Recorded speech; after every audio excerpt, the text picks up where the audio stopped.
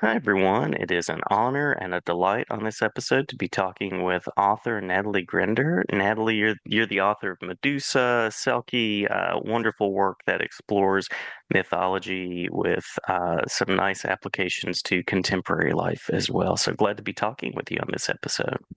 Thank you. I'm so happy to be here. Thank you for having me. Absolutely. I loved Medusa when I read it, and I was so happy to see Selkie. So now, essentially, when your name is on the cover of a book, I'm going to be instantly interested in what you have to say. So, recommending that as we embark on this conversation, I'm curious by means of an origin story, what sparked your interest in writing and creativity? I'm also an English teacher, and so this is always my interest in getting people connected to writing and creating. Yeah, so I think it's funny to tell people that I did not really grow up as a reader. I was not, reading as a child very often. My mother sat me down with The Hobbit like a couple of times and I just could not get through it. Somehow it just finally stuck. Like something clicked in me. Like I was really seeing it in my head when I was reading. And I think Percy Jackson, of course, is going to be one of the first series that I really remember like it swallowing me up and not being able to Mhm. come up until I finished the book.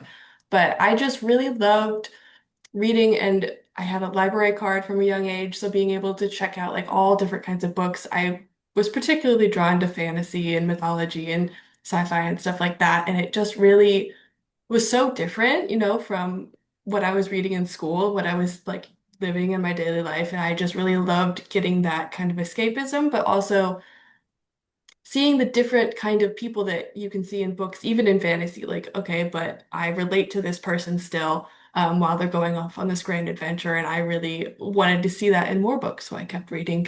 And then I eventually decided, well, what if I wrote a book? What if I wrote something that I want to read? And so that's how I got started. I really loved my English classes going through high school, getting to read, some more stuff that was a little bit more aligned with what I was interested in. And then going to college, I did creative writing. From there, it kind of snowballed, and I did my thesis was Medusa. The start of Medusa was my thesis for my undergraduate um, project. So I it just turned out from there, and it worked out well, luckily. Absolutely, absolutely. I imagine there was a good bit of research, reading, just pouring yourself into the world of mythology, and curious about those aspects and anything else that's become part of your writing process. Yeah, so I was really lucky with Medusa in that part of my like final year of undergrad was just researching about Medusa and getting to go and check out like the really old copies of Metamorphosis from Ovid and all of the Hmm. really old original sources of the myth and getting to read through them, picking out what I wanted to, reference in the book, what I wanted to pick up and like expand in my thesis when I was writing about Medusa because there wasn't a full story of her, of course. And that was what my goal was. So I did a lot of research. The Medusa Reader, I always forget the author's name, but it's like this big compendium of all different references of Medusa through academic works, original like myths, recordings, stuff like that. It was one of my favorite things that I found during my research, and it was just like such a like a treasure trove where I was like reading all these different things and getting to find different pieces of her that I wanted to include. And I really, really enjoyed that part of the process. And so further going on, finishing the story, getting to start Selkie, I got to like relive that, going to try to find the original folklore of Selkies, which it's kind of the same story, but just told a bunch of different ways based on where you are, like in Ireland, in Scotland, anywhere in the Celtic area, you're kind of getting a different version, but it's all got the same origin source. And Hmm. getting to see all of that and researching, like, okay, but why was it different? Why are they picking up on these different pieces of the story and threading them together in different ways? Like, that was really fun for me. And so that is always kind of how I start working on a project is getting into the research and digging my little claws in and getting to like, ruffle around. And then writing the story from there is a lot of me just building on what I've read and what I've seen and what I find entertaining about the story itself, which turns out other people find entertaining as well, which is very good for the books. Yeah. There's so many parallels there, and was just revisiting Selkie earlier today, and this moment of shedding something that you know and stepping into something new. It's brave and it's terrifying, and there are all of these elements of duality, constraint. So I'm curious about what led you into the mythology of Selkie and what it was like to travel on that course with that world and mythology. Yeah, so the book actually was inspired not even by the originally not by the Selkie story at all. It was I was reading about the true story about the three lighthouse keepers who disappeared from the Flynn and Isle Lighthouse in 1900. That's a true story. Um, they really don't know what happened to them. Still, it's unsolved today. People have, put up theories about big storms that could have washed them off the island, or maybe something bad happened and someone was covering up some crimes that they didn't want someone to figure out. But one of the other ones that stuck out to me was people were offering up, paranormal explanations of some sea creature coming and snatching them from the cliff during the big storm. And I had known about Selkies since the Magic Treehouse story that I read when I was a kid. I did read those.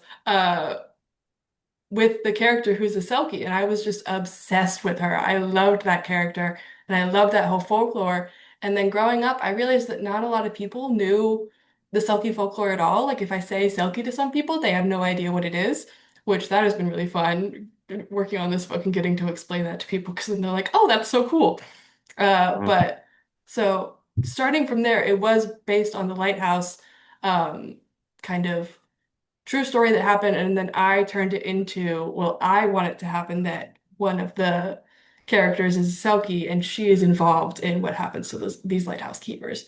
And so me, twisting everything into a mythological story as soon as I can. Uh, Surprise, surprise.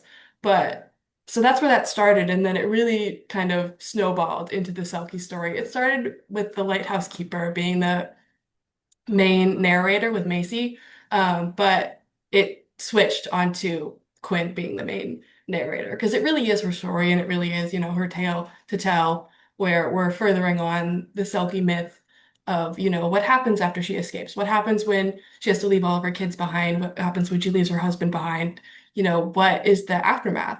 And that's what I was really interested in. I thought this was a great place to, combine what I really enjoyed about this, mysterious lighthouse disappearance with folklore that I've been in love with since I was a kid. Yeah, and there's so much that is human there that's infused, and it must have been an interesting process to look at sort of those missing pieces of the history behind the book and the elements of the story of the missing lighthouse keepers, and to figure out where to stitch in some of the mythology. Yeah, for sure. It was really fun for me. Maybe for my editor, it was a little annoying because I was like, no, but in this story, but listen. And so, the little give and take there. But I feel like I really got to keep that main idea that I had of, what would have happened in this lighthouse when they are so separated from everybody, so cut off from the world, but they're all dealing with these very human problems. Even the Selkie, who's, part not human, but she's dealing with this fallout of being human for 7 years, getting back to herself as the Selkie that she is and trying to deal with it. And I really loved, yeah, digging into, okay, but what does a day look like for them? What is the emotional turmoil that they're all dealing with? Are they able to work together to protect each other? Because, they become a family at the end of it, um, because of how tight they have to become in protecting each other and closing ranks and finding people that they trust again after so many, like all of them have reasons to be distrustful of the human society that they were all involved in. And so getting to pull that out of, just a kind of a short couple of stories about a Selkie escaping or some lighthouse keepers disappearing, who were those people? And pulling all of that out, that was really fun for me. And getting to see the humanity in all of them and also the monstrosity in all of them. But also, that's just who they are. And that was really my goal for the book. Yeah. Well, very well accomplished. And as a mutual appreciator of mythology, I'm curious about how you see myths and legends and some of those parts of stories still informing reality, modern life. Because as you're talking about this character, there are so many um, parallels there again of things that we all go through. hmm Yeah, absolutely. One of my favorite things about myths is how often they are retold and how often it's almost encouraged for people to retell the stories. Because you can hear the same story over and over again, and it'll still show you something new or it'll still teach you something, even if you've heard it before. One of my favorite plays is Hades Town, and one of the songs is We'll tell the story again and again, even though we've heard Mhm. the end before. And I think the strength in that is like if you want to retell it, you still have something that you can learn from it, and it can teach you something today, even if it was written, thousands of years ago. And the way that people are applying it, I always find super entertaining. And I'm always really excited when a new myth retelling book comes out because that means I get to read it and see what the author's take on it is. And I think it has a lot of flexibility in what you can do with the characters, what you can tell with the story. And it is just a base of something that's really familiar, something you can easily come into, and you're like, okay, I know the story of Orpheus and Eurydice. I know who they are, but coming in maybe I'm like, oh, but I didn't know the struggle of, I love this person so much and I shouldn't turn around, but I love them so much, so I have to turn around. Of course you do. And you come in, you're like, he shouldn't turn around. It's not that hard, but it's like, but he loved her so much. That's the reason.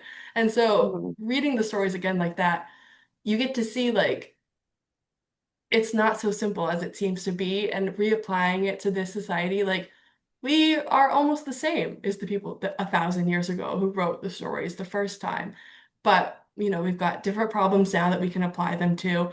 And I think the way that myth retellings have been working, it's doing it beautifully, where you're really seeing current society reflected in the stories and just seeing how everyone has taken this thing that they loved, applied it to their own life, and then shared it with everyone who says, yes, that is how I feel too. Well said, absolutely. And I appreciate Selkie. I appreciate your work, and I'm looking forward to seeing where you go next in storytelling. Thank you. Yeah. If I'm a listener out there and I want to find out more about your work, any particular place online that you might point me? Yeah, so I'm on Instagram at Nataly Gruender. It's just my name. And then I have a link there to my link tree that has links to anything else that I'm involved with if you want to go searching. Sounds wonderful. Well, many, many thanks for the conversation and the time. Thanks so much for having me. This was really great.